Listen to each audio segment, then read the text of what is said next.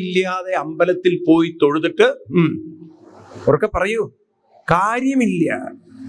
രൂപം കാണുകയും ഈശ്വരാനുഗ്രഹം. നമ്മൾ ഗുരുവായൂർ അമ്പലത്തിൽ പോകുന്നു, ഭഗവാനെ കാണുന്നു എന്നൊക്കെയാണ് ഇപ്പൊ നമ്മൾ വെച്ചിരിക്കുന്നത്. ഈശ്വരൻ എങ്ങനെയാണ് അനുഗ്രഹിക്കുക? ഈശ്വരാനുഗ്രഹം എന്ന് പറയുന്നത് എന്താണ്? ഇതിനെക്കുറിച്ചൊക്കെ നമുക്കൊരു വ്യക്തമായ ബോധം ഇല്ലെങ്കിൽ നമുക്ക് ഈശ്വരാനുഗ്രഹം ഉണ്ടോ എന്ന് അറിയില്ല. അതാണ് പ്രശ്നം. നമുക്കിപ്പോൾ ഈശ്വരാനുഗ്രഹം ഉണ്ടോ എന്ന് ഇപ്പം എങ്ങനെ അറിയാം? നമുക്ക് പനി ഉണ്ടോ നോക്കാൻ അതിനൊന്ന് സംവിധാനമുണ്ട്. ഷുഗർ ഉണ്ടോ നോക്കാൻ ബ്ലഡോ അല്ലെങ്കിൽ യൂറിനോ ഒക്കെ ടെസ്റ്റ് ചെയ്ത് അറിയാം.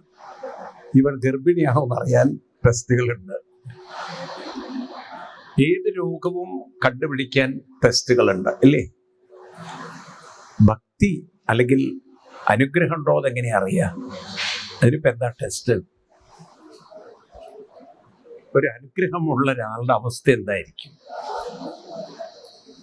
ഗീതയില് 2-ാം അധ്യായത്തില് ഭഗവാൻ പറയുന്നുണ്ട്, ഈശ്വരാനുഗ്രഹം ഉള്ള ആളുകള് അവര്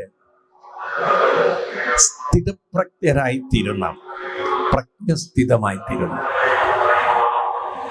സ്ഥിതപ്രജ്ഞരായി തീരുന്നു. ദുഃഖേഷു അനുദ്വിഗ്നമന സുഖേഷു വിഗതസ്പൃഹ വീതരാഗ ഭയക്രോധ സ്ഥിതധീർ മുനിരുച്യതേ എന്നൊക്കെ ശ്ലോകങ്ങളുണ്ട്. ചുരുക്കി പറഞ്ഞാൽ, ഞാൻ അത്ര ഡീറ്റെയിൽ ആയിട്ട് പോകുന്നില്ല, ഒരാൾ മെന്റലി സ്റ്റേബിൾ ആവുന്നർത്ഥം, സമചിത്തത വരും. ഈശ്വരാനുഗ്രഹം എന്ന് പറഞ്ഞാൽ, നിങ്ങളൊക്കെ ഇപ്പൊ കരുതിയിരിക്കുന്നത് ഈശ്വരാനുഗ്രഹം എന്ന് പറയുന്നത് കുട്ടികളോട് പറയുന്ന പോലെ കൂക്കുണ്ടാവരുത്, അല്ലെങ്കിൽ ദൈവമേ അതുണ്ടാവരുത്, ഇതുണ്ടാവരുത്, രോഗങ്ങൾ ഉണ്ടാവരുത്, പ്രശ്നങ്ങൾ ഉണ്ടാവരുത്, ഇതൊക്കെയാണ്. അതാണോ ഈശ്വരാനുഗ്രഹം? അതാണോ ഈശ്വരാനുഗ്രഹം? കാലനിയോഗത്തെ, കർമ്മനിയോഗത്തെ മാറ്റാൻ ഈശ്വരന്മാർക്ക് പോലും, അവതാരങ്ങൾക്ക് പോലും സാധ്യമല്ല. അത് നമുക്ക് ആദ്യം ഉൾക്കൊള്ളണം. കൃഷ്ണനായാലും രാമനായാലും കർമ്മഗതി മാറ്റിമറയ്ക്കാൻ ഒരാൾക്കും സാധ്യമല്ല. ശ്രീരാമസ്വാമിയുടെ ചരിത്രങ്ങളൊക്കെ നമ്മൾ പറഞ്ഞു. ഗർഭിണിയായ സീതയെ വാത്മീകി ആശ്രമത്തിൽ കൊണ്ടാക്കേണ്ടി വന്നു. അവസാനം ലക്ഷ്മണനെ ഉപേക്ഷിക്കേണ്ടി വന്നു. എല്ലാം കഴിഞ്ഞ് ഒറ്റപ്പെടുന്ന ഒരു രാമനുണ്ട് രാമായണത്തിന്റെ ഉത്തരഭാഗത്ത്. അങ്ങനെയാണ് രാമൻ സരയൂലേക്ക് ഇറങ്ങിപ്പോകുന്നത്. അപ്പൊ രാമനായാലും ചില കർമ്മനിയോഗത്തെ മാറ്റാൻ സാധ്യമല്ല.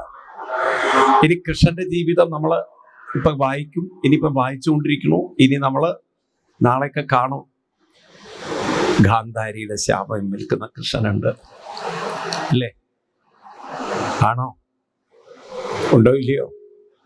സ്വന്തം മക്കള് പോലും കൃഷ്ണന്റെ മഹിമ അറിയാതെ തമ്മിൽ തല്ലിച്ചാകുന്ന ഒരു യാദവ വംശത്തിന്റെ കഥ എഴുതി വെച്ചിരിക്കുകയാണ് വ്യാസഭഗവാൻ.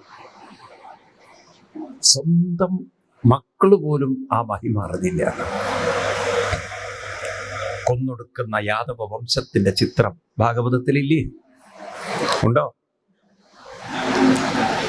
അപ്പോ ഈശ്വരാനുഗ്രഹം എന്താണ്? ഈശ്വരാനുഗ്രഹം എന്ന് പറയുന്നത് മനോബലമുള്ള ഒരു ജീവിതം ഉണ്ടാവുകയാണ്. മനസ്സിന് സമചിത്തത നേടുന്നതാണ് ഈശ്വരാനുഗ്രഹം. ഒരൊറ്റ ശ്ലോകം നിങ്ങളെടുക്കുക. ഗീതയിലെ 12-ാം അധ്യായത്തില് ഭഗവാൻ പറയുന്നു, എൻ്റെ ഭക്തൻ, ഭഗവാന്റെ ഭക്തൻ എങ്ങനെയുള്ളവരായിരിക്കും? ഭഗവാന്റെ ഭക്തൻ എന്ന് പറയുന്നത് ഗീതയിലെ 12-ാം അധ്യായത്തില് 18-ാമത്തെ ശ്ലോകം. സമശത്രോച്ച മിത്രേച്ച തഥാ മാനാപമാനയോ ശീതോഷ്ണ സുഖദുഃഖേഷു സമസംഗ വിവർജിത തുല്യനിന്ദാസ്തുതിർമൗനി സന്തുഷ്ടോ ഏന കേനചിത്. അടുത്ത വരി എന്താ? അനികേത സ്ഥിരമതി ഭക്തിമാൻ മേ പ്രിയോ നര. ചുരുക്കി പറഞ്ഞാൽ എന്താണ്? ആര് അവരെ മാനസികമായി വേദനിപ്പിച്ചാലും മാനസികമായി തളരാത്ത, എന്തെങ്കിലും ജീവിതത്തിൽ ഒന്ന് കിട്ടി എന്ന് വെച്ചിട്ട് ഓവർ ഒരു എക്സൈറ്റ്മെന്റ് ഇല്ലാത്ത, ഓവർ ഡിപ്രഷൻ ഇല്ലാത്ത, അതായത് മെന്റലി അവർ വളരെ പാകപ്പെട്ടു എന്നർത്ഥം, മെച്യൂർഡായി എന്നർത്ഥം. ആണോ? അതല്ലേ അതിനർത്ഥം? നമുക്കിപ്പോൾ കൊച്ചുകുട്ടികൾക്ക് എന്തെങ്കിലും കിട്ടിയാൽ ഭയങ്കര എക്സൈറ്റ്മെന്റ്. ഇത് അങ്ങനെ ഒരു എക്സൈറ്റ്മെന്റ് ഇല്ല പറഞ്ഞാൽ മെന്റലി കുറേ കൂടി നമ്മൾ ഒരു മെച്യൂരിറ്റി വന്നു. ഇനി വല്ലാത്തൊരു വേദനയോ പ്രയാസം അതും കാര്യമായിട്ടൊന്നും ഏൽക്കുന്നില്ല. കാരണം അതൊക്കെ ജീവിതത്തിന്റെ ഒരു ഭാഗമായി കാണാൻ പറ്റുന്ന ഒരു മാനസികാവസ്ഥ എന്ന് വെച്ചാൽ മെന്റലി വളരെ സ്റ്റേബിൾ ആയിരിക്കുന്ന അവസ്ഥ. അങ്ങനെയുള്ളൊരവസ്ഥ ഭഗവാൻ പറയുന്നു ആർക്കുണ്ടോ? ഭക്തിമാൻ മേ പ്രിയ. അവർക്ക് ഭക്തിയുണ്ട്, അവരെനിക്ക് പ്രിയരാണെന്ന് പറയും. അപ്പൊ ഭഗവാന് പ്രിയപ്പെട്ടവരായി തീരുക, ഭഗവാന്റെ അനുഗ്രഹമുള്ളവരായി തീരുക എന്ന് പറഞ്ഞാൽ എന്താർത്ഥം? നമ്മൾ വിചാരിക്കുന്ന കാര്യങ്ങൾ നടന്നു കിട്ടുന്നതല്ല, നമ്മൾ ആഗ്രഹിക്കുന്ന പോലെ ജീവിതം ആവുന്നതല്ല. കാരണം ജീവിതം നിങ്ങൾ ആഗ്രഹിക്കുന്ന പോലെ ആക്കാൻ പറ്റില്ല. ഓൾറെഡി നിങ്ങൾ ഹോട്ടലിൽ പോയിട്ട് നിങ്ങൾ ഓർഡർ ചെയ്തു, ഇനി ആ സാധനം കൊണ്ടുവരും, വേണമെങ്കിൽ കഴിക്കാൻ, ഒഴിവാക്കാം. ഇത് ഓർഡർ ചെയ്തു, ഭയങ്കര എരിവെന്നൊക്കെ പറഞ്ഞിട്ട് ഇനി ബഹളം വെച്ചിട്ടല്ലേ, നിങ്ങൾ ഓർഡർ ചെയ്ത് കഴിഞ്ഞു, ആ സാധനം കൊണ്ട് തന്നു. നിങ്ങൾക്ക് ഒന്നുകിൽ കഴിക്കാം, അല്ലെങ്കിൽ എണീറ്റ് പോവാം, പക്ഷെ ബില്ല് കൊടുക്കണം. ഇതുപോലെയാണ് ജീവിതം. ഓർഡർ ചെയ്ത് പോയി. കർമ്മം അതങ്ങനെ ഓൾറെഡി ഡിസൈൻ ചെയ്തു പോയി ജീവിതം. ഇനി ആർക്കും കർമ്മഗതി തടുക്കാൻ സാധ്യമല്ല. പിന്നെ എന്താ വേണ്ടത്? വരുന്നതൊന്നും ഏൽക്കാത്ത വിധത്തിൽ, മനസ്സ് തളരാത്ത വിധത്തിൽ ആ മനസ്സിനെ സ്ട്രോങ് ആക്കുക. ഇനിയുള്ള ജീവിതത്തിൽ നല്ലതിൽ മുഴുകുക, വരുന്നതിനെ നേരിടുക. മനസ്സിലായില്ല? നല്ല കാര്യത്തിൽ മുഴുകി ജീവിതം ആസ്വദിക്കുക, വരുന്ന ദുരിതങ്ങളെ നേരിടാനുള്ള മനോബലം. അതാണോ വേണ്ട ജീവിതം? അതോ നിങ്ങൾ ആഗ്രഹിക്കുന്ന പോലെ പേരക്കുട്ടിയുടെ കൂടി കല്യാണം കണ്ടിട്ട് വേണം, പിന്നെ മകളുടെ മകള് പ്രസവിച്ചിട്ട് കാണണം, ഉണ്ണി ഉണ്ടായി, അതിലൊരു ഉണ്ണി ഉണ്ടായി, അതിൻ്റെ ഒരു പിറന്നാള്, പൂതാനത്തിന്റെ വരികൾ മനോഹരമായിട്ട് എഴുതി വെച്ചിട്ടുണ്ട്, ആണോ? പിന്നെ 1-ന്റെ 28, മറ്റതിന്റെ ശ്രാദ്ധം, ഇങ്ങനെയൊക്കെ. അതാണോ വേണ്ടത്? നിങ്ങൾ സ്വയം ചിന്തിക്കൂ, അല്ലേ? ഇത്തം ഓരോന്ന് ചിന്തിച്ചിരിക്കവേ ചത്തുപോകുന്നു പാവം ശിവശിവ. മനസ്സിലായില്ലേ? ആ പാവം പൂന്താനത്തിന് പോലും ഇത്രയും വലിയ ഗുരുവായൂരപ്പന്റെ ഭക്തനായിട്ട് ഒരു ഉണ്ണിയുള്ളത് പോലും അതും പോയി. പക്ഷെ തളർന്നില്ല. പറഞ്ഞു, ഉണ്ണികൃഷ്ണൻ ഇങ്ങനെയുള്ളൊരു മനസ്സ് വേണോ നിങ്ങൾക്ക്? വേണോ? ചോദ്യം 2 ചോദ്യമാണ്. ആഗ്രഹിക്കുന്നതൊക്കെ നടക്കണോ, അതോ കുറെ നിങ്ങൾ ഓർഡർ ചെയ്തത് വരും, ദുരിതങ്ങളൊക്കെ വരും, ഇല്ല എന്നൊന്നും പറയില്ല. കാരണം നിങ്ങൾ എന്താ ഓർഡർ ചെയ്ത് എനിക്കറിയില്ല. അത് ഓരോരുത്തരുടെയും കയ്യിലിരിപ്പൊക്കെ ഓർഡർ ചെയ്തു പോയി, ഇനിയിപ്പോ മാറ്റാൻ പറ്റില്ല. കർമ്മഗതിയെ തടുക്കാൻ അപ്പൊ എന്ത് വന്നോട്ടെ, എന്ത് വേണമെങ്കിലും വന്നോട്ടെ, പക്ഷെ അതിനെ നേരിടാനുള്ളൊരു മനോബലവും ഉള്ള ജീവിതത്തെ ആസ്വദിക്കാനുള്ള ഒരു നല്ല മനസ്സും, മീൻസ് നല്ലതിലൊക്കെ മുഴുകാനുള്ള ഒരു മനസ്സും, ഇത് വേണോ? ആഗ്രഹിക്കുന്നത് നടന്നു കിട്ടണോ? ഏതാ വേണ്ടത്? 2 പ്ലേറ്റും സാധനമുണ്ട്. ഇത് വേണോ, അത് വേണോ? എത്ര പേർക്ക് ആഗ്രഹിക്കുന്നതൊക്കെ നടന്നു കിട്ടും? അതിനാണ് ഇപ്പം അമ്പലത്തിൽ പോയിട്ടുള്ളത്. അതൊക്കെ മുൻകൂട്ടി പറയാനാണ് ഭഗവാനെ ഇതൊക്കെ തരണം എന്നുള്ളത്, ഇല്ലേ? ഒരാള് ഭഗവാനോട് പ്രാർത്ഥിക്കുകയാണ്, അയാൾ ബിസിനസ് ഒക്കെ ചെയ്ത് പൊളിഞ്ഞു പാപ്പറായി. ഇതിൻ്റെ ഇടയ്ക്ക് ഇയാളുടെ അമ്മയുടെ കണ്ണിന്റെ കാഴ്ച പോയി. ഇയാളെ ഭാര്യയാണെങ്കിൽ 9 കൊല്ലം കല്യാണം കഴിഞ്ഞാൽ കുട്ടികളായിട്ടില്ല. പിന്നെ വീടൊക്കെ ജപ്തി. അപ്പൊ ഇദ്ദേഹം ഗുരുവായൂരപ്പനോട് പ്രാർത്ഥിക്കുകയാണ്, ഭഗവാനെ എന്നെ ഒന്ന് അനുഗ്രഹിക്കണം, എങ്ങനെയെങ്കിലും എൻ്റെ ബിസിനസ് ഒന്ന് നേരെയിട്ട് വീട് ആയിട്ട് എൻ്റെ ഭാര്യ പ്രസവിച്ച കുഞ്ഞിനെ കാണാൻ അമ്മയ്ക്ക് കാഴ്ച കൊടുക്കണം, വേറെ ഒന്നും എനിക്ക് ആഗ്രഹിക്കാതെ. അമ്മയ്ക്ക് കാഴ്ച കൊടുക്കണം. പക്ഷെ അമ്മയ്ക്ക് എപ്പോഴാണ് കാഴ്ച കിട്ടേണ്ടത്? ബിസിനസ്സൊക്കെ പോയതൊക്കെ എനിക്ക് കിട്ടണം, എനിക്ക് വീടാവണം, ഭാര്യ പ്രസവിക്കണം, ആ കുഞ്ഞിനെ കാണാൻ അമ്മയ്ക്ക് കാഴ്ച കൊടുക്കണം, എല്ലാറ്റിനും കൂടി 2 രൂപയും ബസ് കഴിഞ്ഞു. അപ്പൊ ഭഗവാൻ ഇപ്പൊ എന്തൊക്കെ ചെയ്തു കൊടുക്കണം? ഇയാൾ കുഴപ്പമുണ്ടാക്കി നഷ്ടപ്പെട്ട ബിസിനസ്സൊക്കെ ഇയാൾക്ക് ശരിയാക്കി കൊടുക്കണം, വീട് ശരിയാക്കി കൊടുക്കണം, ഭാര്യയെ പ്രസവിപ്പിക്കണം, അതും ഗുരുവായൂരപ്പൻ ചെയ്തു കൊടുക്കണം. അത് കഴിഞ്ഞ് അതിലുള്ള കുട്ടിയെ കാണാനുള്ള, അപ്പൊ ഗൈനക്കോളജിന്റെ പണി, ഒപ്തോമോളജിയുടെ പണി, ബിൽഡിംഗ് കൺസ്ട്രക്ഷൻ പണി, പിന്നെ ബിസിനസ് മാനേജ്മെന്റ്, ലോണ്, ഇതൊക്കെ ആര് കൊടുക്കണം? ഇപ്പം അതിനെല്ലാം കൂടി 2 രൂപ സർവീസ് ചാർജ്. ഇതാണ് ഇപ്പൊ നമ്മുടെ ഭക്തി. ഇപ്പൊ മനുഷ്യർക്കൊക്കെ അവരവരുടെ കാര്യങ്ങൾ നടന്നു കിട്ടാനുള്ള ഒരു മാർഗമാണ് ഇപ്പൊ ദൈവം എന്ന് പറയുന്നത്. ആണോ? പക്ഷെ തെറ്റിദ്ധരിക്കപ്പെട്ടതാണ്. നമുക്ക് വേണ്ടുന്ന ഭഗവാൻ അതല്ല, നമുക്ക് വേണ്ടുന്ന അനുഗ്രഹം അതല്ല. വേണ്ടത് വരുന്നതെല്ലാം നേരിടാനും ഇനിയുള്ള ജീവിതത്തിൽ നല്ലതിലെല്ലാം മുഴുകുവാനും ചേരുവാനും അങ്ങനെ ജീവിതം നയിക്കാനുള്ള ഒരു അനുഗ്രഹമല്ലേ വേണ്ടത്? ആണോ? സത്യത്തിൽ അതല്ലേ വേണ്ടത്? മരിക്കുമ്പോൾ നല്ലതിലൊക്കെ മുഴുകി സമയം പോകുന്നത് അറിയരുത്, സമയം കടന്നു പോകുന്നത് അറിയരുത്. നാരായണ ഗുരുദേവന്റെ കൃതികളില് വളരെ പ്രസിദ്ധമായ കൃതിയാണ് ആത്മോപദേശ ശതകം എന്ന് പറഞ്ഞിട്ട്. ആത്മോപദേശ ശതകം. അതിൽ അദ്ദേഹം പറയും, പരയുടെ പാൽ നുകർന്ന ഭാഗ്യവാന്മാർക്ക് 1 നൂറ്റാണ്ട് അരനൊടി നിമിഷം പോലെ തോന്നുന്നു. അതായത് നിങ്ങൾക്ക് ഈ ഒരു ആത്മീയ കാര്യത്തിലൊക്കെ ഇത്തിരി താല്പര്യം ഉണ്ടെങ്കിൽ, ഇപ്പൊ നിങ്ങൾക്ക് വായന, ഇതിലൊരു താല്പര്യം ഉണ്ടെങ്കിൽ, ഇതിലൊക്കെ രുചി വന്നാൽ, ഇതിൽ മനസ്സ് ലയിക്കാൻ തുടങ്ങിയാൽ സമയം കടന്നു പോകുന്നത് അറിയില്ല, നിങ്ങൾക്ക് ക്ഷീണം ഉണ്ടാവില്ല. മറ്റേതിപ്പോൾ രാവിലെ വാകച്ചാർത്ത് തൊഴാൻ പോയി വീട്ടിൽ റൂമിൽ വന്നാൽ പിന്നെ 12 മണി വരെ അതിൻ്റെ ക്ഷീണം തീർക്കല. നമുക്ക് നിങ്ങൾ വാകച്ചാർത്ത് കാണാൻ പോയതൊരു ക്ഷീണം. അപ്പം അത് എൻജോയ് ചെയ്യുന്നില്ല. ആ ഒരു എൻജോയ്മെന്റ് വന്നിട്ടുണ്ടെങ്കിൽ നമുക്കൊരിക്കലും ക്ഷീണം ഉണ്ടാവില്ല. ക്ഷീണം എന്ന് പറഞ്ഞാൽ ശരീരത്തിന് ഇപ്പം എനർജി പോയാൽ ഒരു എക്സോഷൻ ഉണ്ടാവും, അത് തീർച്ചയായിട്ടും. അപ്പോൾ ഇവിടെയാണ് നമുക്ക് ഭക്തിയെ ശരിക്കും മനസ്സിലാക്കേണ്ടത്. ഭക്തി എന്ന് പറഞ്ഞാൽ ശക്തി ഉണ്ടാകുന്നതാണ് ഭക്തി, അത് മറക്കരുത്. മനസ്സിന് ശക്തി ഉണ്ടാകുന്നതാണ് ഭക്തി, അല്ലാതെ കാര്യങ്ങൾ നേടിക്കിട്ടുന്നതല്ല ഭക്തി. മനോബലം ഉണ്ടാകുന്നതാണ്, മനസ്സിന് ശക്തി ഉണ്ടാകുന്നതാണ്. അപ്പം മനസ്സിന് ശക്തി വരുന്നില്ലെങ്കിൽ എന്ത് വന്നിട്ടില്ല? ഈശ്വരാനുഗ്രഹം കിട്ടിയിട്ടില്ല നിങ്ങൾക്ക്. നിങ്ങൾ വെറുതെ അമ്പലത്തിൽ പോയി തൊഴുതു പോയി മാത്രം. അപ്പൊ ശക്തി ഉണ്ടാവുന്നതാണ് ഉറക്കെ പറയും എല്ലാവരും. കേൾക്കുന്നില്ലേ? ഞാൻ ഭക്തി. എന്താണ് ഭക്തി? ഈ ശക്തിയാണോ? ഹോർലിക്സ് ആണോ? അല്ല. ഇതേത് ശക്തിയാണ്? മനോബലം, ആത്മബലം, ആത്മശക്തി. ഇതുണ്ടാവുന്നതാണ് ഭക്തി. അതത്ര എളുപ്പത്തിൽ ഉണ്ടാവുമോ? മനസ്സിന് പെട്ടെന്ന് അങ്ങോട്ട് ശക്തി ഉണ്ടാവുമോ?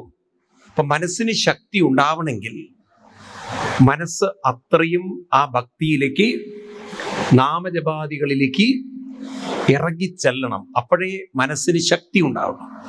അപ്പൊ അത് ഇറങ്ങിച്ചെല്ലണം എന്നുണ്ടെങ്കിൽ അതിൽ അടിഞ്ഞുകൂടി കിടക്കുന്ന വേണ്ടാത്തതെല്ലാം പോകണം. ശ്രദ്ധിക്കണം ഞാൻ പറഞ്ഞത്. ഈ ഭക്തി എന്ന് പറയുന്നത് എളുപ്പമായൊരു കാര്യമായിട്ടാണ് ഇപ്പം നമ്മളൊക്കെ കരുതിയത്. അപ്പൊ നിങ്ങളൊക്കെ ക്ഷേത്രത്തിൽ പോകുമ്പോൾ നിങ്ങളുടെ ഒരു ധാരണ എന്താണ്? തൊഴുതാ ഭക്തിയെന്നാണ്. കൈകൂപ്പി പറയാനാവില്ല, തൊഴുതാൽ ഭക്തി ആവില്ല. അതെന്താ കാരണം എന്ന് വെച്ച് കഴിഞ്ഞാൽ, ഇപ്പോ നമ്മുടെ മനസ്സെന്ന് പറയുന്നത് ശരീരം മുഴുവൻ വ്യാപിച്ചു കിടക്കുകയാണ്, പ്രാണനിൽ വ്യാപിച്ചു കിടക്കുകയാണ്. അപ്പൊ നമ്മുടെ ഇപ്പോഴത്തെ മാനസികാവസ്ഥ എന്ന് പറഞ്ഞാൽ അപാനനിൽ കൂടുതലും പ്രാണനിൽ കുറവുമാണ്. സന്തോഷം, സുഖം, ഇതൊക്കെ വരുമ്പോൾ നമ്മളിലെ പ്രാണശക്തി കൂടുതൽ ഊർജിതമാവും. അതുകൊണ്ടാണ് സന്തോഷമൊക്കെ വരുമ്പോൾ നമ്മൾ എക്സൈറ്റഡ് ആയി മേലോട്ടാണ്. ദാറ്റ് മീൻസ് നമ്മുടെ എനർജി ഫ്ലോ. നിങ്ങൾ നോക്കൂ, സന്തോഷം എന്നൊക്കെ പറഞ്ഞ മുകളിലേക്കാണ്. എന്നാൽ ദുഃഖം വരുമ്പോഴോ ഉൾവലിയും. അപ്പൊ നമ്മുടെ എനർജി എല്ലാം അല്ലാതെ ശരീരം അതിൻ്റെ ഒരു ശരീരം ഉള്ളിൽ നടക്കുന്ന പ്രവൃത്തിയുടെ ഒരു റിഫ്ലക്ഷൻ മാത്രമാണ്. ആക്ച്വലി ഇതൊന്നും ശരീരത്തിലല്ല സംഭവിക്കുന്നത്. ആണോ? ഉൾവലിയുന്നത് ശരീരത്തിന് ഇങ്ങനെ കാണുന്നത് ശരീരത്തിലാണെങ്കിലും സംഭവിക്കുന്നത് മനസ്സിലും പ്രാണന്റെ തലത്തിലാണ്. ആണോ? അല്ലേ? ഉൾപ്പുളകം വന്നു, രോമാഞ്ചം വന്നു എന്നൊക്കെ പറയില്ലേ ആൾക്കാര്. എന്നാൽ എനിക്ക് പ്രാണസങ്കടം വന്നു, എനിക്ക് വല്ലാത്ത വിഷമം വന്നു, ഇതൊക്കെ പറയുമ്പോൾ ഉൾവലിയുന്നു. നിങ്ങൾ ആളുകളുടെ ഒരു ആവറേജ് ലൈഫ് എടുത്തു നോക്കിയാൽ സന്തോഷത്തിന്റെ തീവ്രതയാണോ കൂടുതൽ, ദുഃഖത്തിന്റെ തീവ്രതയാണോ കൂടുതൽ? നിങ്ങൾ സ്വയം നോക്കും. നമ്മുടെയൊക്കെ കുട്ടികളിലേക്ക് ഒബ്സർവ് ചെയ്ത് കഴിഞ്ഞാൽ അപ്പൊ അവർക്കൊരു സന്തോഷം ഉണ്ടാകുന്ന ഫ്ലിക്കറിങ് ജസ്റ്റ് കുറച്ച് നേരത്തേക്ക്. ഈ DJ പാർട്ടിയിലൊക്കെ ഹൂ ഹൂ ഹൂ എന്നൊക്കെ പറഞ്ഞ് ആടുന്നത് എത്ര നേരം? കുറച്ചു നേരം. അതിൻ്റെ ഇടയ്ക്ക് തമ്മിൽ തെറ്റി എന്തെങ്കിലുമൊക്കെ പ്രശ്നമായി കഴിഞ്ഞാൽ ആ മാനസിക ആഘാതത്തിന്റെ തീവ്രത അത് നമുക്കിന്ന് കാണാൻ പറ്റും. അതുകൊണ്ട് ചെറിയ ചെറിയ വിഷമങ്ങളെ അവർക്ക് ഉൾക്കൊള്ളാൻ പറ്റുന്നില്ല, പരാജയങ്ങളെ ഉൾക്കൊള്ളാൻ പറ്റുന്നില്ല. നോക്കൂ നിങ്ങൾ, ഇത്രയും സൈക്യാട്രിസ്റ്റുമാര്, ഇത്രയും കൗൺസിലിംഗ് കൂടിയിട്ടുണ്ടെങ്കിൽ അതിനർത്ഥം മെന്റലി ആളുകൾക്ക് പ്രശ്നങ്ങളെ ഉൾക്കൊള്ളാനുള്ള കഴിവ് കൂടുതലാണോ കുറവാണോ? നിങ്ങൾ ആരെങ്കിലും കല്യാണത്തിന് ശേഷം കൗൺസിലിങ്ങിന് പോയിട്ടുണ്ടോ? കല്യാണത്തിന് ശേഷം കൗൺസിലിങ്ങിന് പോയിട്ടുണ്ടോ? ഇന്നത് കോമണാണ്. കല്യാണം കഴിഞ്ഞാൽ നിങ്ങളൊരാഴ്ച കഴിഞ്ഞാൽ കേട്ടോളൂ, രണ്ടിനെയും കൊണ്ട് കേട്ടിട്ടുണ്ടോ ഇതൊക്കെ പ്രയോഗങ്ങള്? ഉണ്ടോ ഇല്ലയോ? അതെന്ത് പറ്റി? കാരണം അവർക്ക് തമ്മിൽ ചില ഒരു ഇഷ്ടക്കേടുകളോ പൊരുത്തക്കേടുകളോ വാശികളോ അഹങ്കാരമോ അങ്ങോട്ടും ഇങ്ങോട്ടും മത്സരമാണോ? അപ്പൊ അതൊന്ന് മനസ്സിലാക്കിക്കൂടെ?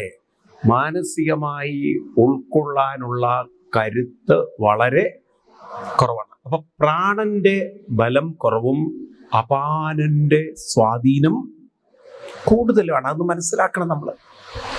അപ്പൊ ഇവിടെയാണ് മനസ്സ് ഭക്തിയിലേക്ക് ഉയരണമെങ്കിൽ അതിന് 3 കാര്യങ്ങൾ വേണം. 3 കാര്യങ്ങൾ. ഒന്നാമത്തതാണ് ഏകാഗ്രത. അത് വളരെ വളരെ ഇമ്പോർട്ടൻ്റ് ആണ്.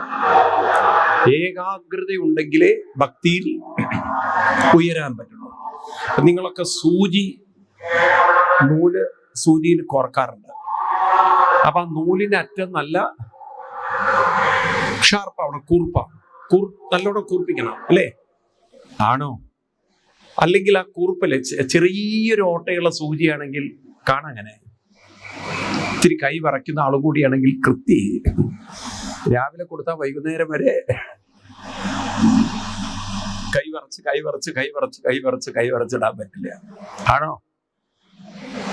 ചിലവരിതാ പെട്ടെന്ന്, ചിലർക്ക് ഭയങ്കര എക്സ്പേർട്ടീസ് ആണത്, വേഗത്തിൽ ചെയ്യുന്നത്. അപ്പം അതിൻ്റെ അറ്റം വളരെ ഷാർപ്പായി വളരെ കൂർത്തതാകുമ്പോഴാണ് പെട്ടെന്ന് അതിനെ കോൺസെൻട്രേഷൻ ഉണ്ടാകുമ്പോഴാണ് പെട്ടെന്ന് അതിനെ എടുത്ത് നൂലിനെ പുറത്തേക്ക് എടുക്കാൻ പറ്റും. ആണോ?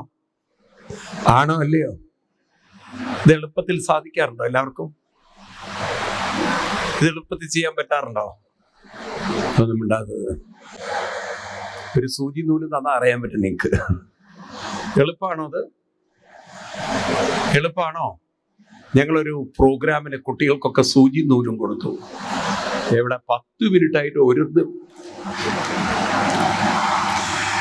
അതിലൊരുത്തം വിജയിച്ചവന്റെ നൂല് നോക്കുമ്പോൾ പകുതി പുറത്തും പകുതി അകത്തുമാണ്. അത് സ്പ്ലിറ്റായി പോയി. അത് തന്നെ വിജയിക്കിടാൻ പറ്റുന്നില്ല. ചിലവർ വളരെ എക്സ്പേർട്ടുകളാണ്. ഇവിടെ ഭക്തിക്ക് ആദ്യം വേണ്ടത് ഏകാഗ്രതയാണ്. ഇത് വേണം? ഏകാഗ്രത. ഒന്നാമത്തത്. ഈ ഏകാഗ്രത എന്ന് പറയുന്നത് എന്താണെന്ന് ഡീറ്റെയിൽ ആയിട്ട് പഠിക്കാനുണ്ട്. അതവിടെ നിൽക്കട്ടെ. പോയിന്റ് വളരെ ഇമ്പോർട്ടൻ്റ് ആണ്.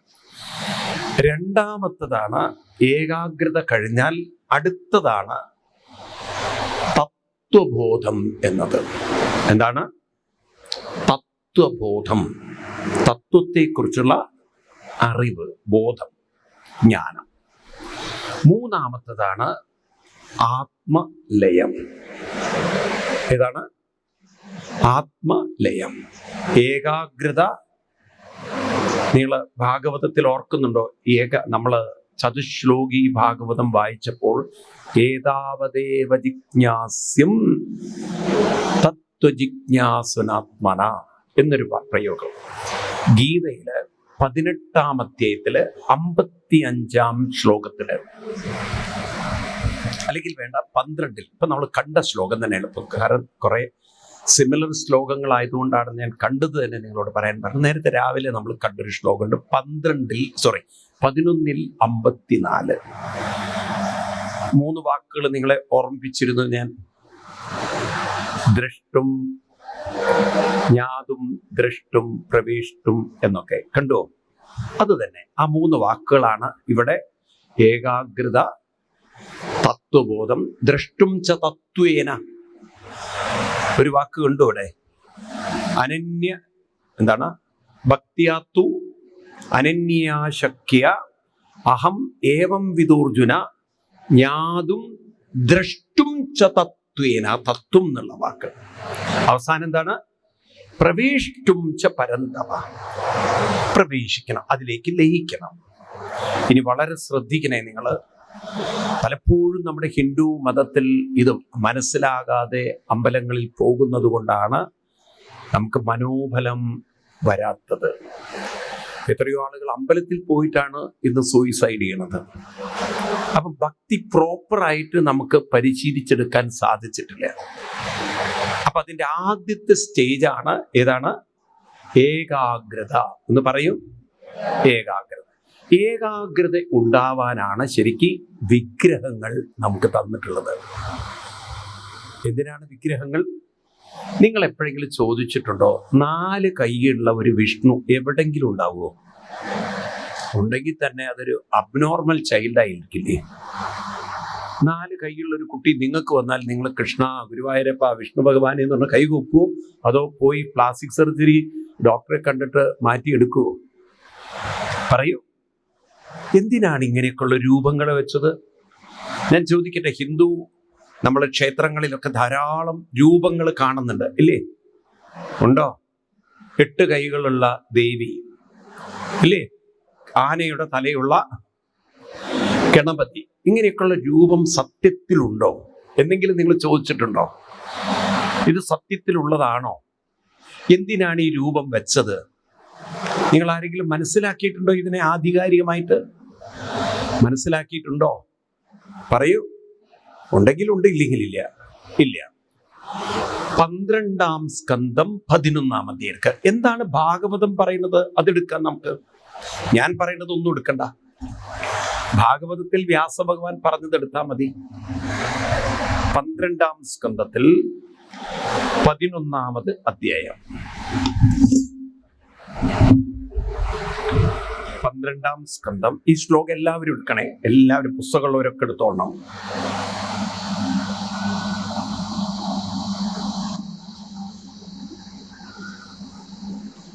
രണ്ടാം ശ്ലോകം. 12-ൽ 11-ൽ 2-ാം ശ്ലോകം. എന്തിനാണ് വിഗ്രഹാരാധന? എന്തിനാണ് ഗുരുവായൂരപ്പന്റെ വിഗ്രഹം നമ്മൾ കാണേണ്ടത്? എന്തിനാണ് ഋഷിവര്യന്മാര്, പൂർവികര്, തപസ്സികള് വിഗ്രഹം പ്രതിഷ്ഠിച്ചു വെച്ചിരിക്കുന്നത്? അതാണ് ഗുരുവായൂരപ്പൻ എന്ന് പറയാനാണോ?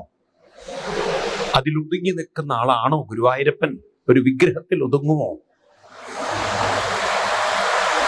നോക്കൂ, ഞാൻ 2 കാര്യങ്ങൾ നിങ്ങളുടെ ശ്രദ്ധയിലേക്ക് കൊണ്ടുവന്നിട്ട് ഈ ശ്ലോകത്തിലേക്ക് എടുക്കുക.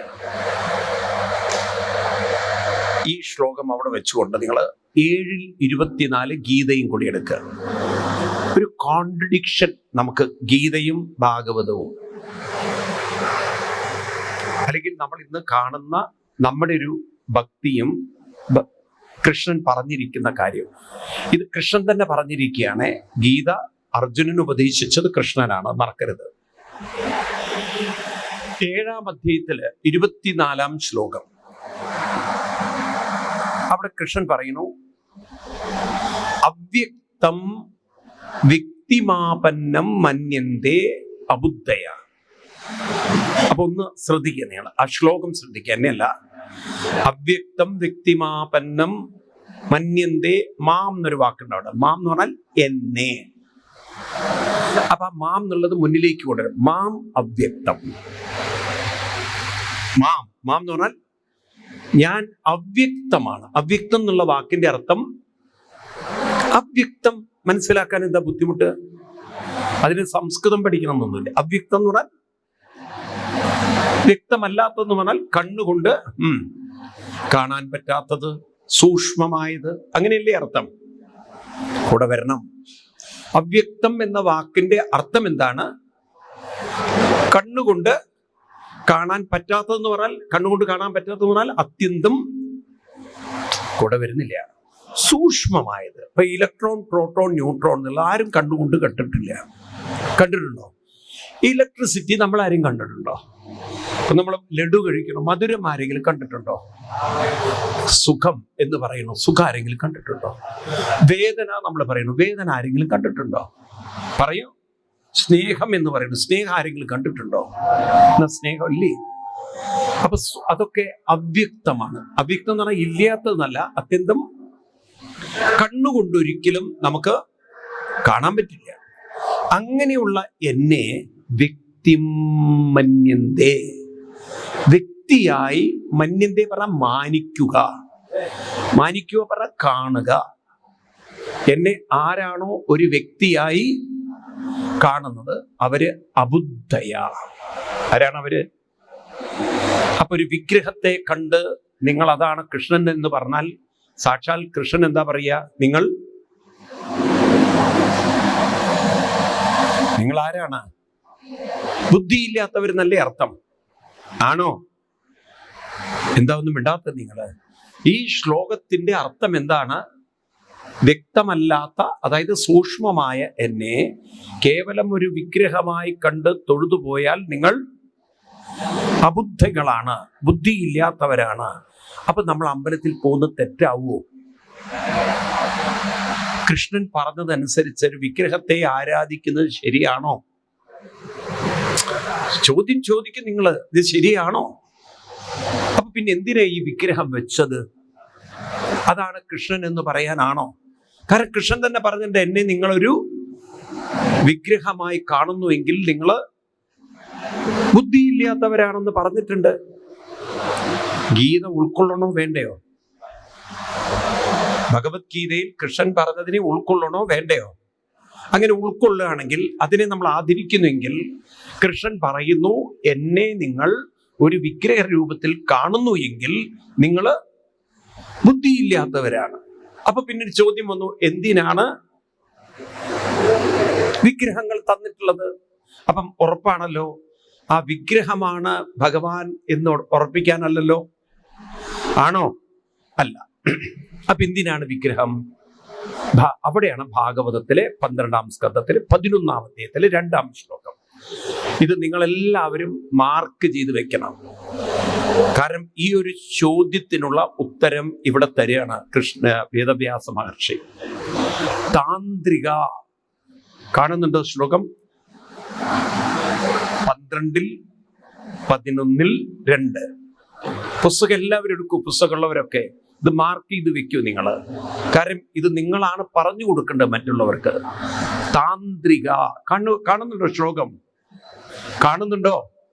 ഭാഗവതം പഠിക്കണം നമ്മൾ. താന്ത്രിക, ചോദ്യത്തിന്റെ ഉത്തരം നിങ്ങൾക്ക് കിട്ടും. നിങ്ങളുടെ ചോദ്യങ്ങൾക്ക് വ്യക്തമായ ഉത്തരം കിട്ടും. താന്ത്രിക, താന്ത്രികം പരിചര്യായ കേവലസ്യ ശ്രിയപദേ, ശ്രീയപദേ, ശ്രീയുടെ പതി, അതായത് ഭഗവാൻ. ശ്രീ എന്ന് പറഞ്ഞാൽ ലക്ഷ്മിയുടെ പതിയായ ഭഗവാനെ നമ്മൾ എന്ത് ചെയ്യണു? താന്ത്രിക വിധി പ്രകാരം പരിചര്യകൾ എന്ന് പറഞ്ഞാൽ പൂജാദികൾ. അപ്പൊ താന്ത്രിക വിധി പ്രകാരവും അല്ലാതെയുമുള്ള പൂജാദികളിലൂടെ ഭഗവാനെ നിങ്ങൾ എന്ത് ചെയ്യുന്നു? പൂജിക്കുന്നു നിങ്ങൾ. കാണുന്നുണ്ടോ ഞാൻ പറയണത്? താന്ത്രികം എന്ന് പറഞ്ഞാൽ എന്താണ്? ക്ഷേത്രങ്ങളിലൊക്കെ പൂജിക്കുന്നത് തന്ത്രം എന്ന് പറയുന്നതിന്. പരിചര്യ എന്ന് പറഞ്ഞാൽ പൂജകള്, മന്ത്രം ചൊല്ലിയിട്ടുള്ള പൂജകള്. ഇങ്ങനെ ഭഗവാനെ നമ്മള് താന്ത്രിക വിധി പ്രകാരവും മറ്റും എങ്ങനെയാണ് പൂജിക്കുന്നത്? അങ്കോപാംഗ ആയുധം, അപ്പൊ പൂജിക്കാൻ എന്ത് വേണം? വിഗ്രഹങ്ങൾ വേണം, രൂപങ്ങൾ വേണം. ആ രൂപങ്ങളിൽ അംഗം എന്ന് പറഞ്ഞാൽ സാധാരണ കൈകളും കാലുകളും. ഉപാംഗം എന്ന് പറഞ്ഞാലോ അഡീഷണൽ കൈകൾ, അഡീഷണൽ ആയിട്ട് എന്തൊക്കെ ഉണ്ടോ അതിനെ ഉപാംഗം എന്ന് പറയും. അംഗം, ഉപാംഗം. ആയുധം കൽപ്പൈ, ആയുധങ്ങൾ ആ കൈകളിലൊക്കെ ഇരിക്കുന്ന.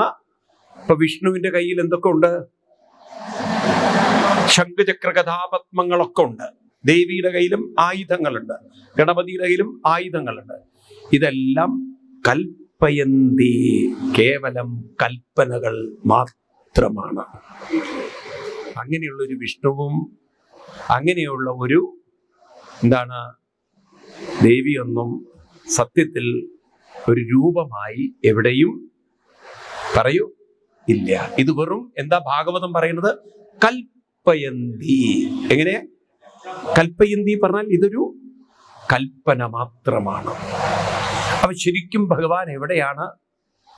ഭഗവാൻ മറ്റെവിടെയല്ല, എല്ലാവരുടെയും അന്തരാത്മാവ് തന്നെ. ദേവി ആയാലും അതല്ലേ പഠിപ്പിക്കുന്ന ദേവിയുടെ കാര്യത്തിലും, യാ ദേവി സർവഭൂതേഷു ശക്തിരൂപേണ മാതൃരൂപേണ ജ്ഞാനരൂപേണ ശ്രദ്ധാരൂപേണ, അങ്ങനെയൊക്കെയല്ലേ? സർവഭൂതേഷു. ലളിതാ സഹസ്രനാമം ചൊല്ലിയാൽ നിങ്ങൾക്ക് കാണാം ദേവി ഇരിക്കുന്നത് എവിടെയാണ്? എല്ലാവരുടെയും മൂലാധാര സ്ഥിതിയായ, അത് കഴിഞ്ഞാൽ അനാഹതത്തിലും വിശുദ്ധത്തിലും ആജ്ഞാ രൂപത്തിലും അല്ലെ സഹസ്രാരത്തിലും ഒക്കെ ഇരിക്കുന്ന അന്തര്യാമിനി ആയിരിക്കുന്ന ദേവി. ഇച്ഛാശക്തിയും ജ്ഞാനശക്തിയും ക്രിയാശക്തി രൂപത്തിലിരിക്കുന്ന ദേവി. മനസ്സിലായില്ലേ? എന്നൊക്കെ ലളിതാ സഹസ്രനാമത്തിൽ വരികൾ കാണാം. ദേവി മഹാത്മ്യത്തിൽ കാണാം. ദേവിയെ വർണ്ണിക്കുമ്പോൾ പറയും സർവസ്യ ബുദ്ധിരൂപേണ ജനസ്യ ഹൃദി സംസ്ഥിതേ. എവിടെയാ ദേവിയെ കൊണ്ടിരുത്തിയത്? എവിടെയാണ്? എല്ലാവരുടെയും ഹൃദയത്തിലിരിക്കുന്ന ആ ദേവി എന്നുള്ള വർണ്ണന. ഇതൊക്കെ അവിടെ ശ്ലോകങ്ങളാ പറയുന്നത്. അപ്പൊ ഇവിടെ ഈ രൂപങ്ങളെല്ലാം കൽപ്പനകളാണ്. രൂപങ്ങളെല്ലാം കൽപ്പനകളാണ്.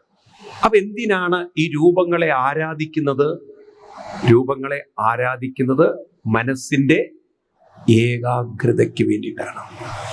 മനസ്സെന്ന് പറയുന്നത് വ്യാപിച്ചു കിടക്കുന്ന മനസ്സിനെ, അതിനെ ഏകാഗ്രമാക്കാൻ ഏതെങ്കിലും ഒരു രൂപം വേണം. ഇത് കൊച്ചുകുട്ടികളിൽ നമ്മൾ ചെയ്യുന്ന ഓപ്പറേഷൻ. കരയുന്ന കുട്ടിയുടെ മനസ്സിന്റെ ശ്രദ്ധ കിടി കിടി കിടി കിടി കിടി എന്ന് പറയും കാണിക്കുമ്പോൾ പെട്ടെന്ന് ആ കുട്ടി കരച്ചിലൊക്കെ വിട്ട് ആ ഒരു പർട്ടിക്കുലർ ആയിട്ടുള്ള കളിപ്പാട്ടത്തിലേക്ക് ശ്രദ്ധിക്കുമ്പോൾ കുട്ടിയുടെ മനസ്സ് ആ ശ്രദ്ധ പിടിച്ചു പറ്റാനല്ലേ ചെയ്യുന്നത്? ആണോ? അപ്പൊ മനുഷ്യന്റെ മനസ്സിനെ ഏകാഗ്രത കൂട്ടാൻ ഒരു രൂപത്തിലൂടെ സാധിക്കും. ശ്രദ്ധിക്കുക നിങ്ങൾ, ഈ രൂപാരാധനയുടെ ലക്ഷ്യം രൂപത്തെ ദൈവമാക്കാനല്ല, അത് മനസ്സിന്റെ ഉറക്കെ പറയൂ, ഏകാഗ്രതയ്ക്ക് വേണ്ടിയിട്ടാണ്. അതുകൊണ്ടാണ് വിഗ്രഹം എന്ന് പേരിട്ടത്. വിശേഷേണ ഗ്രഹിക്കേണ്ടതാണ്, ഗ്രാഹ്യം. അപ്പൊ മനസ്സിന്റെ ഏകാഗ്രത വർദ്ധിപ്പിക്കുന്നതിന് വേണ്ടിയാണ് ദൃശ്യതേത്തു അഗ്രയാ ബുദ്ധിയ സൂക്ഷ്മയാ സൂക്ഷ്മദർശിഭി എന്ന് ഋഷിവര്യന്മാർ എഴുതി വെച്ചിരിക്കുകയാണ്. ഭഗവാൻ പറയുന്നു, ശ്രദ്ധിക്കണം. ഗീതയിൽ 12-ാം അധ്യായത്തില് 5-ാം ശ്ലോകത്തിൽ പറയും, it is so difficult to bring the mind single point. അത്ര എളുപ്പമല്ലത്. അനേകാഗ്രത ഉള്ളതാണ് മൈൻഡ്. മൈൻഡ് വളരെ ഡൈവേർട്ടഡ് ആണ്. മൈൻഡ് വളരെ ഡിസ്റ്റർബ്ഡ് ആണ്. മൈൻഡ് വളരെ സ്പ്രെഡ് ആണ്. അതാണ് കുട്ടികൾക്കൊന്നും കോൺസെൻട്രേഷൻ ഇല്ലാത്തത്. മനസ്സിലാവുണ്ടല്ലോ? അപ്പം ഏകാഗ്രത ഉണ്ടാവണമെങ്കിൽ ഇവിടെ പറയുന്നു, നിങ്ങൾ നോക്കൂ, 5-ാമത്തെ ശ്ലോകത്തിൽ പറയാണ്, ക്ലേശോ അധികതരസ്തേഷാം അവ്യക്ത ആസക്തചേതസാം. അതായത് അവ്യക്തമായിരിക്കുന്ന, ഭഗവാൻ പറഞ്ഞു ഞാൻ അവ്യക്തമാണെന്ന് പറഞ്ഞിരുന്നല്ലോ, ആ അവ്യക്തത്തിലേക്ക് മനസ്സിനെ കൊണ്ടുപോവൽ അത്ര എളുപ്പമല്ല. അപ്പൊ മനസ്സെന്ത് ചെയ്യും? ഒന്നിലും പിടികിട്ടില്ല. അപ്പൊ ഏകാഗ്രതയുള്ള ഒരു മനസ്സുണ്ടാവണമെങ്കിൽ ഭഗവാൻ പറയണു എന്ത് വേണം? ക്ലേശോ അധികതരസ്തേഷാം അവ്യക്ത ആസക്ത ചേതസാം അവ്യക്താഹി ഗതിർദുഃഖം ദേഹവദ്ഭിരവാപ്യതേ. അതിനൊരു എന്ത് വേണം? രൂപാരാധന വേണം. ഇതിനെ പറയുന്ന പേരാണ് സഗുണോപാസന എന്ന്. അപ്പൊ സഗുണോപാസനയിൽ നിന്നും നിർഗുണ തത്വത്തിലേക്കുള്ള ഒരു യാത്രയാണ് ആരാധന. മഹാന്മാര് പറയും പോൾ വാൾട്ട് കളി പോലെ എന്ന്.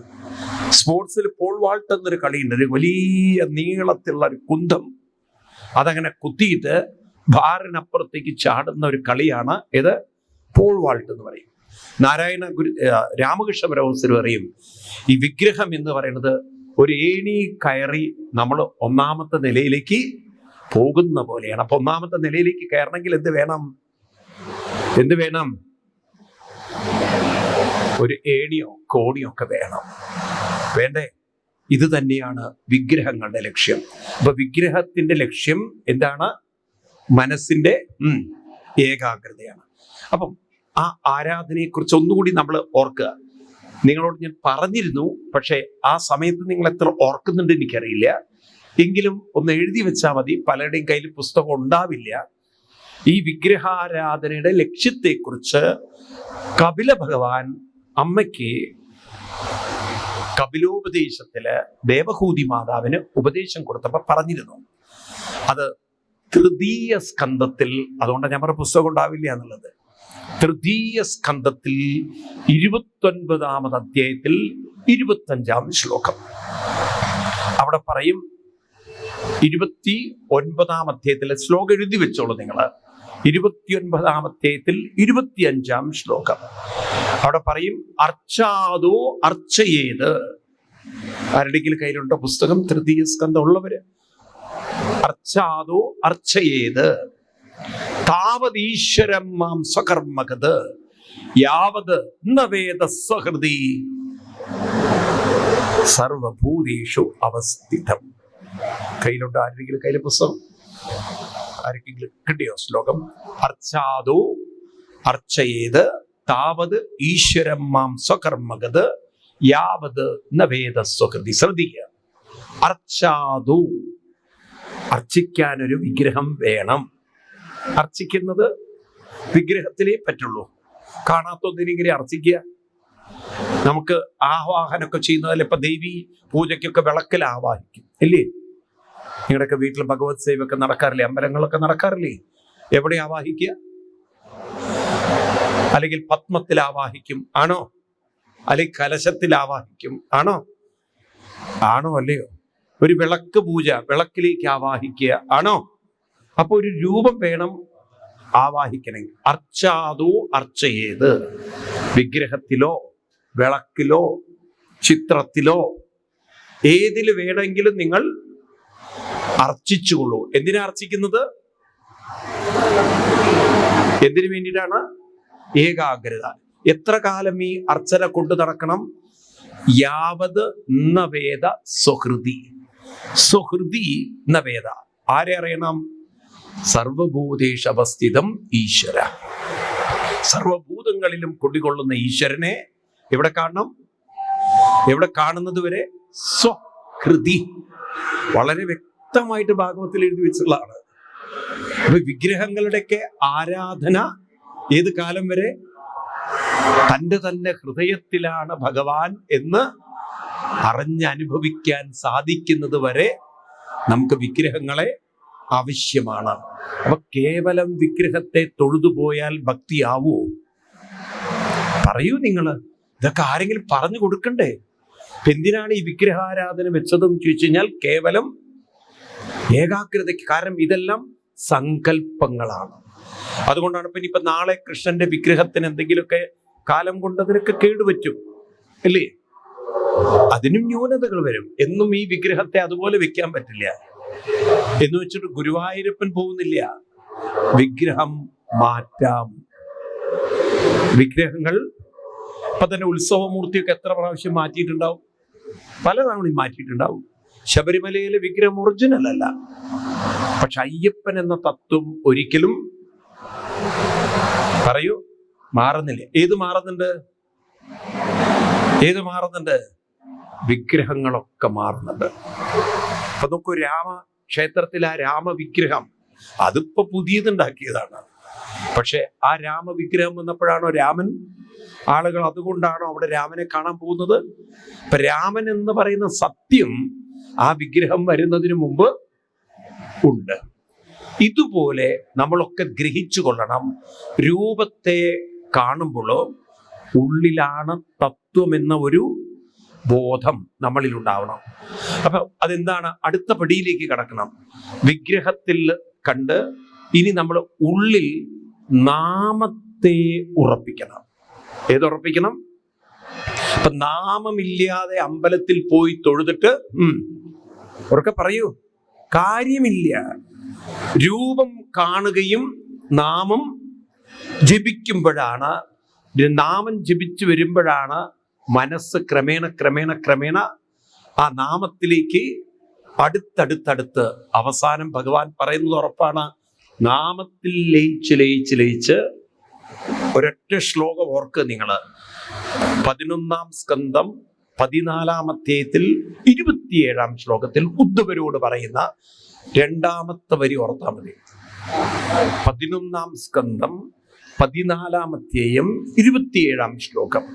ഇത് കൃഷ്ണൻ തന്റെ ഏറ്റവും പ്രിയങ്കരനായ ഉദ്ധവരോട് പറഞ്ഞു കൊടുക്കുകയാണ്. 11-ൽ 14-ൽ 27. ഇതൊക്കെ ഓർത്തു വെക്കുന്നത് നിങ്ങൾക്ക് ക്ലാരിറ്റി ഈ വിഷയത്തിൽ കൂടി വരും. അവിടെ 2-ാമത്തെ വരി മാത്രം സമയം ഇല്ലാത്തത് കൊണ്ട് മാം അനുസ്മരത ചിത്തം. ഞാനിത് ആവർത്തിക്കുകയാണ്. എനിക്ക് ഓർമ്മയുണ്ട്, ഇന്നലെയും പറഞ്ഞു, അതിനു മുമ്പും ഞാൻ പറഞ്ഞിട്ടുണ്ട്. ഞാൻ വീണ്ടും അത് പറയാതെ ആ ശ്ലോകം എടുക്കാൻ പറയുന്നത് നിങ്ങളുടെ ശ്രദ്ധയിൽ ആ ശ്ലോകം ഉറയ്ക്കാൻ വേണ്ടിയിട്ടാണ്. മാം അനുസ്മരത ചിത്തം മയ്യേവ പ്രവിലീയതേ. അപ്പൊ നാമത്തിൽ മനസ്സ് അലിഞ്ഞ് ചേർന്നാൽ ഭഗവാനിലേക്ക് എത്തി കൃഷ്ണനെ ദർശിക്കാം. ആത്മദർശനം. ഈ ജന്മം ശരിക്കുള്ള കൃഷ്ണനെ ദർശിച്ചുകൊണ്ട് നമുക്ക് പോവാം. കൃഷ്ണനെ ദർശിക്കണ്ടേ? ശരിക്കുള്ള കൃഷ്ണനെ കാണണ്ടേ? റിയൽ കൃഷ്ണനെ കാണണ്ടേ? യഥാർത്ഥ കൃഷ്ണനെ കാണണ്ടേ? വേണോ? ഈ വഴിയല്ലാതെ വേറെ വഴിയില്ല. മറ്റതൊക്കെ വിഗ്രഹങ്ങളെയാണ് കാണുന്നത്, അത് കൃഷ്ണ ദർശനമല്ല. കാരണം കൃഷ്ണൻ എന്നത് നിങ്ങളുടെ അന്തരാത്മാവാണ്. ആത്മദർശനമാണ് കൃഷ്ണദർശനം. ഇതാണ് ഋഷിവര്യന്മാര് പറയുന്നത്. പ്രഹ്ലാദൻ ഇതാണ് പറഞ്ഞത്, ആത്മദർശനം കൃഷ്ണദർശനം. ഒന്ന് പറയൂ എല്ലാവരും. ആ ആത്മദർശനമാണ് കൃഷ്ണദർശനമെങ്കിൽ ആത്മദർശനത്തിലേക്ക് മനസ്സിനെ പാകപ്പെടുത്തി എടുക്കണമെങ്കിൽ വിഗ്രഹങ്ങൾ നമുക്ക് ആവശ്യമാണ്. അപ്പൊ വിഗ്രഹങ്ങളുടെ ലക്ഷ്യം എന്താണ്? മനസ്സിന്റെ ഏകാഗ്രത കൂട്ടണം. അപ്പൊ മനസ്സ് പലതിലേക്കും വ്യാപിച്ചു പോയ മനസ്സ് ഒരു വിഗ്രഹത്തിലേക്ക് വന്നു. ആ തേജോമയമായ അലങ്കരിച്ചിരിക്കുന്ന വിഗ്രഹത്തെ കണ്ടു. അതോടൊപ്പം നാമം ജപിച്ച് മനസ്സിനെ നാമത്തിൽ ഉറപ്പിച്ച് നാമത്തിൽ ലയിപ്പിച്ച് അവസാനം ആത്മദർശനം, കൃഷ്ണദർശനം, ജന്മ സായുജ്യം. അവിടെയാണ് കൃഷ്ണ ഗുരുവായൂരപ്പൻ. ഇതാണ് നമുക്ക് ജീവിതത്തെ അനുഗ്രഹീതമാക്കാനുള്ള വഴി. മനസ്സിലാവുണ്ടോ? ഇതിലേക്ക് പടിപടിയായി നമ്മൾ ഉയരണം.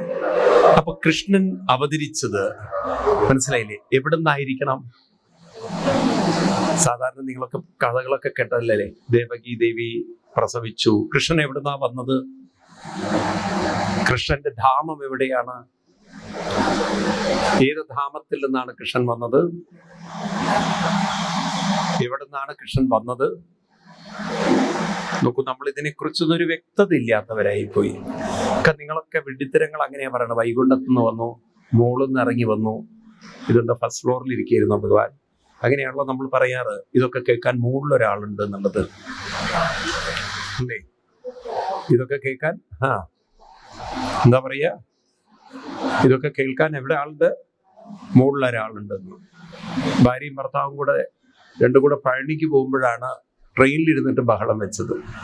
എന്തോ ഭാര്യ എന്തോ എടുക്കാൻ മറന്നു, അതിന് ഭർത്താവ് കൊടുത്തു. ഉത്തരവാദിത്തം ഇല്ലാത്തവള്, ഒരു കാര്യത്തിൽ ശ്രദ്ധയില്ല എന്നൊക്കെ പറഞ്ഞപ്പോൾ ഭാര്യ പറഞ്ഞു, എല്ലാവരും മുന്നിൽ വെച്ച് ഇങ്ങനെ വേണ്ടാത്തത് പറയാതിരിക്കും മനുഷ്യ, ഇതൊക്കെ കേൾക്കാൻ മുകളിലൊരാളുണ്ടെന്ന്. ആ സമയത്ത് മുകളിലത്തെ ബർത്തിൽ ഒരാൾ കിടക്കണ്ടായിരുന്നു.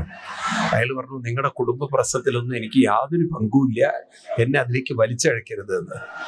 ഈ മുകളിലൊരാളുണ്ടെന്ന് പറയുമ്പോൾ സൂക്ഷിക്കണം ചിലപ്പോ. കാരണം മുകളിലെന്ന് പറയുന്നത് മുകളിലെ ബർത്തിൽ കിടന്നുറങ്ങുന്ന ആളായിരിക്കും ചിലപ്പോ. അപ്പൊ അതുകൊണ്ട് മുകളിലൊരു ആളുണ്ട്.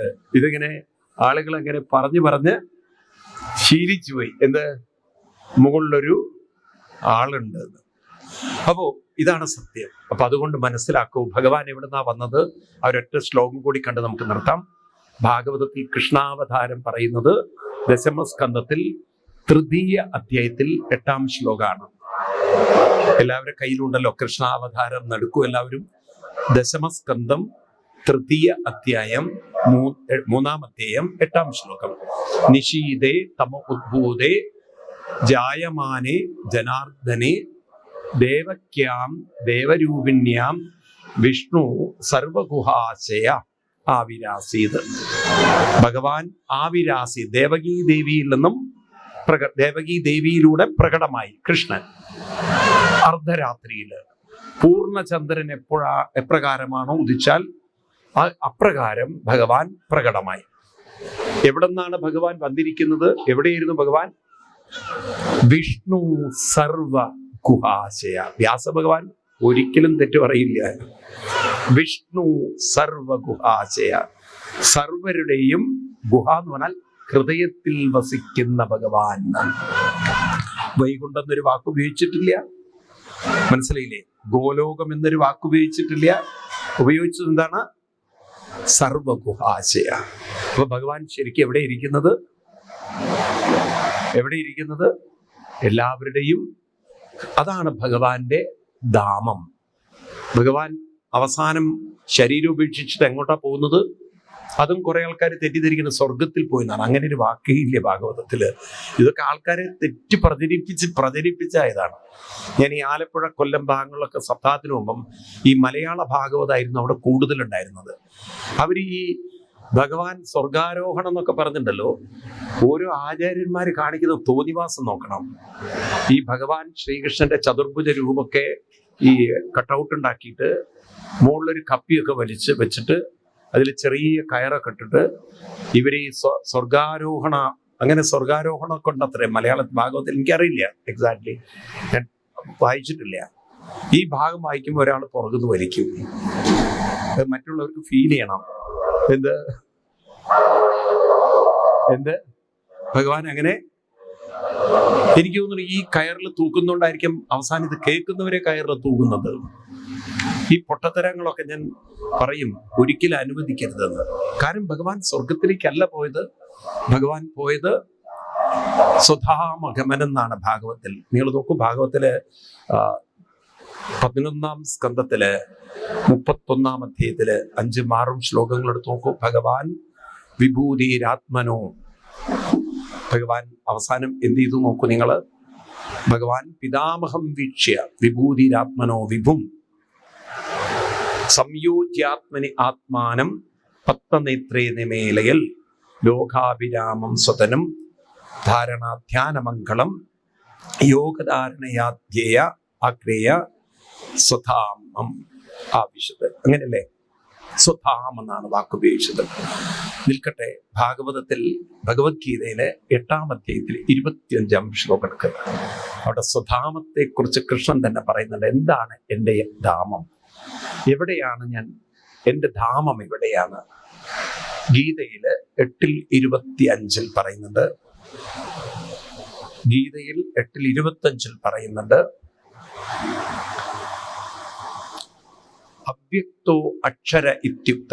8 24 21 തോന്നണോ? പ്രോബോളി 21, സോറി അവ്യക്തോ അക്ഷര ഇത്യുക്ത തമാഹു പരമാം ഗതിം യം പ്രാപ്യന നിവർത്തന്തേ തദ്ധാമ പരമം മമ. അതാണ് എൻ്റെ ധാമം. ഏതാണ് ധാമം? അവ്യക്തം അക്ഷരം. അവ്യക്തം അക്ഷരം, ആ രണ്ട് വാക്കുകൾ, അവ്യക്തം അക്ഷരം. അക്ഷരം എന്നുള്ള വാക്കിന്റെ അർത്ഥം കിട്ടണമെങ്കിൽ ഗീതയിലെ 8:3 നോക്കണം. അക്ഷരം പരമം ബ്രഹ്മ എന്നവിടെ കാണും. അപ്പൊ പരമമായ ബ്രഹ്മം തന്നെയാണ് അക്ഷരം. അത് തന്നെയാണ് ഭഗവാന്റെ ധാമം, അക്ഷരം. അവ്യക്തോ അക്ഷര ഇത്യുക്ത തമാഹു പരമാം ഗതിം. ഇതാണ് പരമമായ എല്ലാവരുടെയും ഗതിയാവേണ്ടത്. യം പ്രാപ്യ, ഇതിനെ ഏതൊന്നിനെ പ്രാപിച്ചാൽ ന നിവർത്തന്തേ, പിന്നൊരു പുനർജന്മം ഉണ്ടാവാതെ വരുന്നത്. അതാണ് ഭഗവാന്റെ തദ്ധാമ പരമം മമ എന്ന് ഓർമ്മിപ്പിക്കുകയാണ്. അപ്പോ അക്ഷരം അവ്യക്തമായിരിക്കുന്ന ഭഗവാന്റെ ആ ധാമം, ഈ അവ്യക്തമെന്നും അക്ഷരമെന്നും ബ്രഹ്മമെന്നൊക്കെ വിളിക്കുന്നത് ആരെ തന്നെയാണ്? ഉള്ളിലുള്ള പരമാത്മാവിനെ തന്നെയാണ്. അത് ഭാഗവതത്തിൽ പ്രഥമ സ്കന്ധത്തില് 2-ാം അധ്യായത്തിൽ, നിങ്ങളുടെ പുസ്തകം ഉണ്ടാവില്ല, 11-ാം ശ്ലോകത്തിൽ പറയുന്നുണ്ട്. ഭാഗവതം പ്രഥമ സ്കന്ധം 2-ാം അധ്യായം 11-ാം ശ്ലോകത്തിൽ പറയുന്നുണ്ട്. അവിടെ